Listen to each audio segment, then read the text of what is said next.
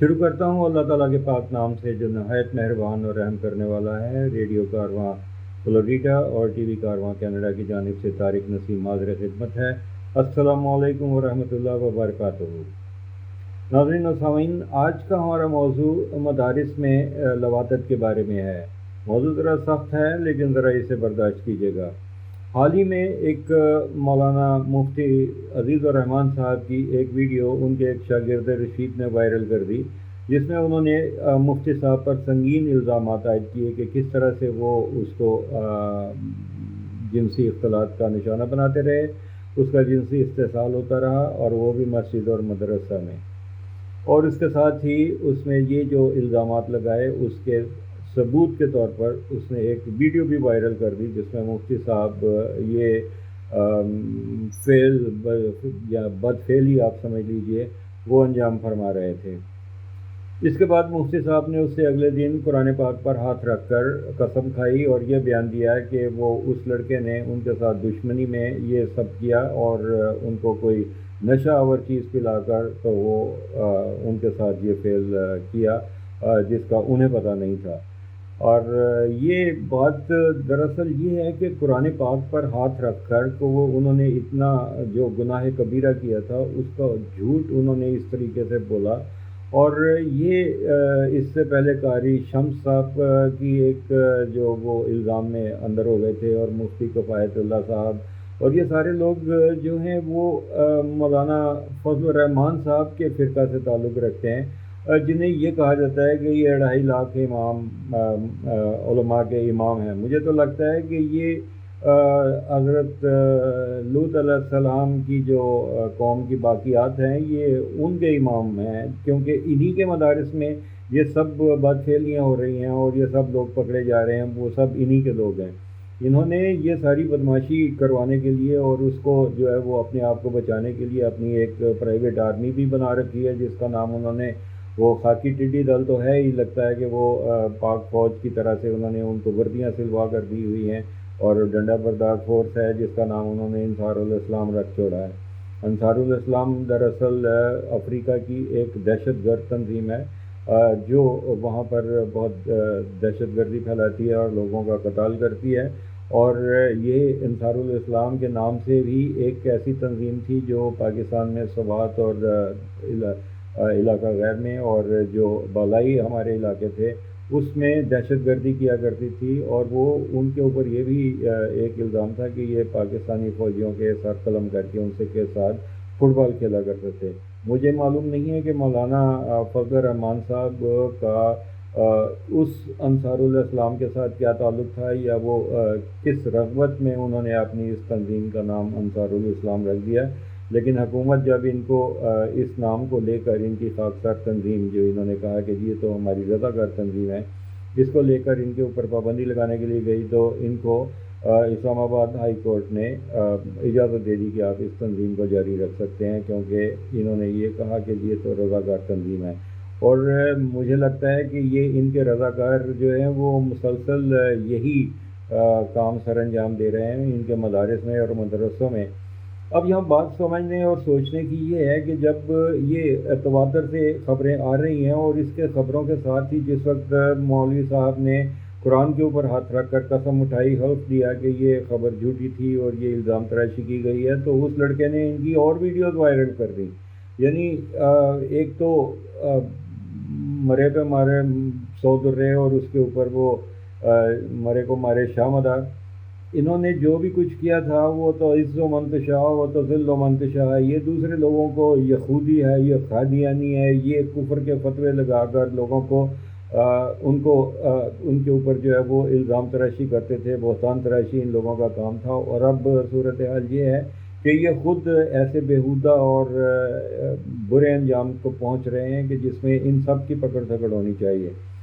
لیکن سوال یہ پیدا ہوتا ہے کہ یہ کون سی ایسی تنظیم ہے اور کون سے پراسرار ہاتھ ہیں کہ جو ان لوگوں کو صاف بچا جاتے ہیں۔ قاری شمس نے جس وقت ایک بچے کے تو اتنا ریپ کیا، 100 مرتبہ اس کے ساتھ بد فعلی ہوئی اور اس کی آنکھوں سے خون جاری ہو گیا، اور اس کو بچانے کے لیے مفتی کفایت اللہ بھی اور وہاں کے مقامی جماعت اسلامی کے اہلکار بھی اس تھانے میں پہنچ گئے کہ اس کو ہاتھ نہیں لگانا چاہیے، اور اس کی ضمانت دینے والے بھی آ گئے۔ اور یہ وہی لوگ تھے جب ان کی مذمت میں مولانا فضل الرحمان صاحب نے ایک لفظ کہنا گوارا نہیں کیا، بلکہ انہی کی تنظیم کے جو دوسرے لوگ ہیں وہ ان کے دفاع میں اتر آئے ہیں، اور انہوں نے نعوذ باللہ من ذالک، انہوں نے تو یہاں تک کہہ دیا کہ یہ فعل جو ہے وہ صحابہ کرام بھی کیا کرتے تھے۔ میری خاکم بدہن، میری زبان میں خاک، اگر میں کچھ ایسا اس الزام کو دہراتے ہوئے بھی شرم آتی ہے کہ ان لوگوں نے اپنی جان بچانے کے لیے کن پاک ہستیوں کے اوپر الزام تراشی شروع کر دی ہے کہ جس میں رضوان اللہ اجمعین کا درجہ جن کو حاصل ہے کہ اللہ تعالیٰ ان سے راضی ہوا، اور ان کے اوپر اس قسم کا بہتان انہوں نے جڑ دیا ہے۔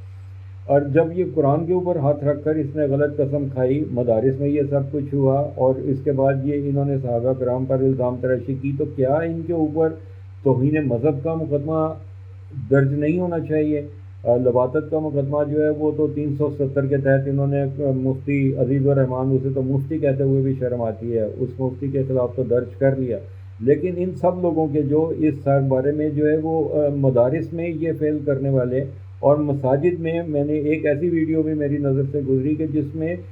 منبر و محراب کے تقدس کو بھی پامال کیا گیا، کہ وہاں ایک ملا نے ایک بچے کو زبردستی پکڑ رکھا تھا اور اسے ریپ کر رہا تھا۔ تو جب یہ لوگ اس طرح سے یہ سب یہ کہا جاتا ہے کہ مساجد کعبۃ اللہ کی بیٹیاں ہیں،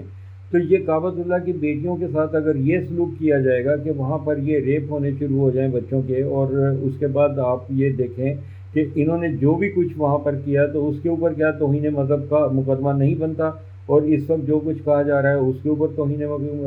مذہب کا مقدمہ تو لازمی کے خلاف درج ہونا چاہیے۔ کیا اس کے لیے صرف غیر مذاہب کے لوگ ہی رہ گئے ہیں کہ جی ان کے اوپر آپ جھوٹا الزام بھی لگا دیں، ان کو ملعون کہیں، ان کو کافر کہیں، اور اس کے بعد ان کے گھروں کو آگ لگا دیں، ان کو جلتی ہوئی آگ میں بھٹے میں پھینک دیا، اور یہ سب لوگ جو ہیں یہ اس طرح سے اکٹھے ہو کر مجمع جو ہے وہ سارے اپنے قانون کو اپنے ہاتھ میں لے لیتا ہے، لیکن ان لوگوں کے خلاف جو ہے وہ آپ لوگوں کی زبان کو تالے لگ جاتے ہیں؟ کیوں ان لوگوں کے گھروں کو آگ نہیں لگائی گئی؟ کیوں ان لوگوں کو جلتی ہوئی آگ میں نہیں پھینکا گیا؟ اگر آپ یہ سمجھتے ہیں کہ قانون میں کسی کو بھڑکا نہیں رہا، لیکن میں ایک موازنہ آپ کے سامنے رکھ رہا ہوں کہ اگر آپ لوگ مشتعل ہو کر غیر مسلموں کو اس طرح سے ان کے ساتھ یہ سلوک کرتے ہیں کہ ان کو جان سے مار دیتے ہیں اور قانون حرکت میں آئے، اور اگر عدالت ان کو انصاف دے، ان کو بری کر دے، تو آپ اس عدالت کو اور حکومت کو بھی دشنام ترازی کا ایک نشانہ بنا لیتے ہیں۔ اس کے علاوہ آپ یہاں تک بھی یہ دیکھیے کہ یہ سارے مقدمات میں اس میں ان لوگوں کے اوپر دفعہ 370 ہی کیوں لگتی ہے کہ جس کی زیادہ سے زیادہ 2 سال کے لیے قید ہوگی، اور اس کے بعد یہ لوگ بری ہو کر پھر اسی روش پر چل پڑیں گے۔ لیکن یہ بچے مساجد میں کیوں بھیجے جاتے ہیں؟ جبکہ مساجد کا کام تو نماز پڑھنا ہے، وہاں جائیں، اور اگر آپ اپنے بچوں کو قرآن پڑھانا چاہ رہے ہیں تو یہ وہ کون بیوقوف لوگ ہیں کہ جو اپنے بچوں کو جنسی زیادتی کا نشانہ بننے کے لیے مساجد میں بھیج دیتے ہیں؟ اور یہ کون لوگ ہیں کہ جو یہ سمجھتے ہیں کہ جی بچہ قرآن حفظ کر لے گا تو وہ اپنے باپ کو کندھوں کے اوپر اٹھا کے پورے صراط سے گزر جائے گا؟ یہ کون لوگ ہیں جو یہ سمجھتے ہیں کہ جو بچہ قرآن حفظ کر لے گا وہ اپنے 15 رشتہ داروں کی ایک فوج ظفر موج کو پورے صراط سے گزار کر لے جائے گا اور وہ سب جنت میں داخل ہو گئے؟ او بھائی، اگر آپ نے جنت میں جانے کا شوق ہے تو آپ خود اپنے اعمال کو درست کریں۔ اگر قرآن کریم کو حفظ کرنے سے کچھ ثواب ملتا ہے یا اس کا کوئی افادیت ہے تو آپ خود قرآن حفظ کر لیں، لیکن اپنے بچوں کو اس جنسی درندگی کا نشانہ بنانے کے لیے ان درندوں کے سپرد آپ کیوں کرتے ہیں؟ اگر آپ یہ ہمارے زمانے میں تو مساجد میں ہم لوگ جاتے تھے، نماز پڑھتے تھے، لیکن قرآن کریم ہماری نانیاں، دادیاں، ہماری مائیں اور وہ سب لوگ ہمیں قرآن پڑھنا سکھا دیتے تھے۔ اس کے بعد جب اسکول میں گئے تو اسکول میں قرآن پاک پڑھنا بھی سکھایا جاتا تھا، اس کا ترجمہ بھی پڑھایا جاتا تھا۔ اب کیا قیامت آ گئی ہے کہ آپ اپنے بچوں کو اٹھائیں اور ان کو ایسے مدارس میں داخل کروا دیں کہ جہاں وہ رہتے بھی ہیں، یعنی آپ اپنی ان بچوں کی کفالت کی ذمہ داری اتار کر مساجد میں اپنے بچوں کو ان جنسی درندوں کے سپرد کر دیں اور اس کے بعد بے خبر ہو جائیں اور وہ اپنے لیے جنت کی بشارت لکھ لیں۔ یہ نہایت حماقت والی بات ہے کہ اگر آپ کے ان حرکات کی وجہ سے وہ بچہ جنسی درندگی کا نشانہ بنتا ہے تو خدا را آپ یقین کیجئے کہ وہ ان لوگوں کا گناہ اور اس بچے کے ساتھ جو زیادتی ہوئی ہے وہ آپ کے کھاتے میں بھی لکھا جائے گا۔ اس وجہ سے جب تک ان لوگوں کے اوپر آئینی ہاتھ نہیں ڈالا جاتا، ان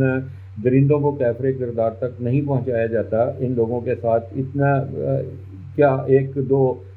لوگوں کے ساتھ جو آپ نے عمران کو جو سہیوال والا واقعہ ہوا تھا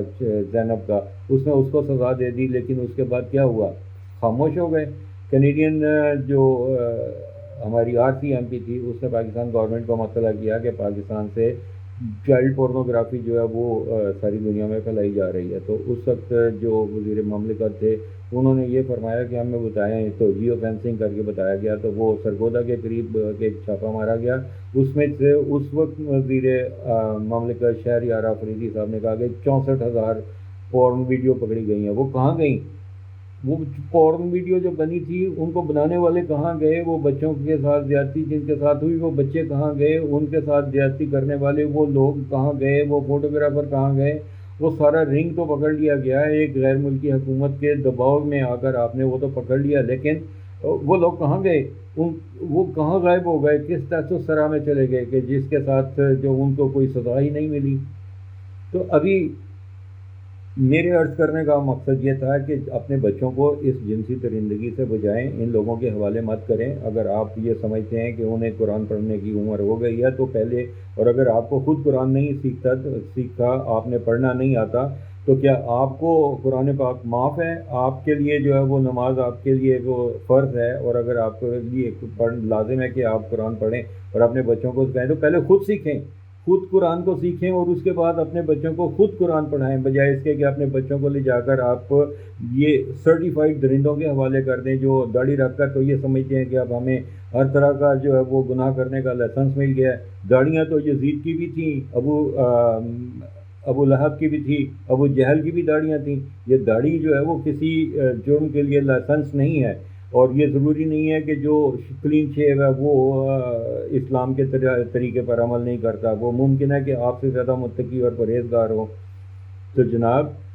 ہوش کے ناخن لیجئے، اپنے بچوں کو ان درندوں سے بچائیے، آپ خود قرآن پڑھیے اور خود بھی اس سے استفادہ کریں، اس کو با ترجمہ پڑھیں اور اس کو قرآن کو سیکھیں، اس کی تعلیم کو اپنے بچوں تک پہنچائیں، اور اس طرح سے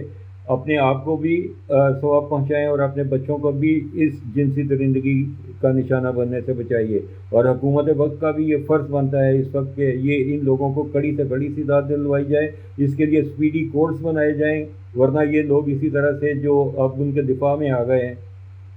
کہ یہ اتنا بڑا جرم نہیں ہے، یہ تو صحابہ کرام کے اوپر بھی انہوں نے تہمت دھر دی. ان لوگوں کے اوپر جو ہے وہ توہین مذہب کا بھی مقدمہ درج ہونا چاہیے کہ جو یہ کہتے ہیں کہ جی یہ علماء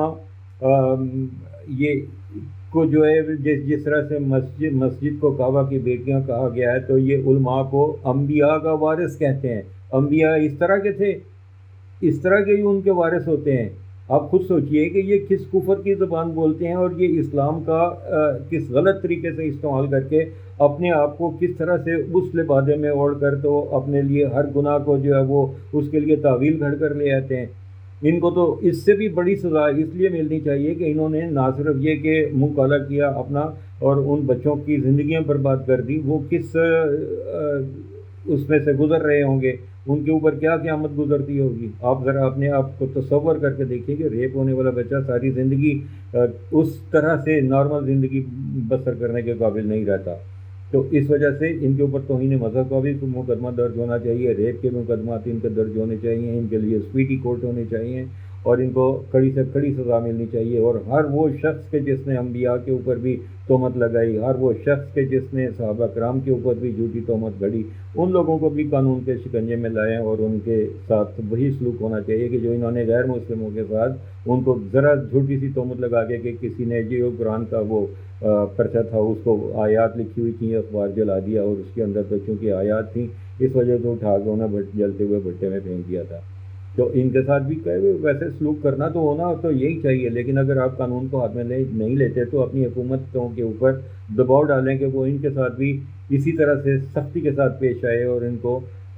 قرار واقعی سزا دی جائے، تاکہ آئندہ کے لیے ایسے جو جرائم ہو رہے ہیں ان کا ارتکاب کرنے سے پہلے ایک بندہ 100 بار سوچے. ورنہ انہوں نے تو یہ ترن والا بنا لیا کہ بچے ان کے حوالے کر دیے گئے اور ان کے پاس آپ جو مرضی کرتے رہیں، کیونکہ وہ بچے بول نہیں سکتے، ان کو ڈرایا جاتا ہے اور یہ جنسی درندگی کا نشانہ بنانے کے لیے پہلے ان کے اوپر جسمانی تشدد کیا جاتا ہے، اور اس کے بعد وہ بچے وہاں پٹ رہے ہوتے ہیں، جسمانی اور جنسی تشدد کا نشانہ بن رہے ہوتے ہیں. آپ خدا کا خوف کریں، اپنے بچوں کو کن کے حوالے کر رہے ہیں؟ تو یہ میری آپ کی آج سے گزارش ہے. اس ویڈیو کو اگر آپ دوسروں تک شیئر کریں اور اس پیغام کو آگے بڑھائیں تو یہ وما علینا الا البلاغ، آپ کا بھی جو ہے وہ اس میں بھی بھلا ہوگا. آئیے آج تک کے لیے اتنا ہی. طارق نسیم کو اجازت دیجیے. ہمارا آپ کا اللہ حافظ، اور ہمارے آپ کے بچوں کا بھی اللہ حافظ.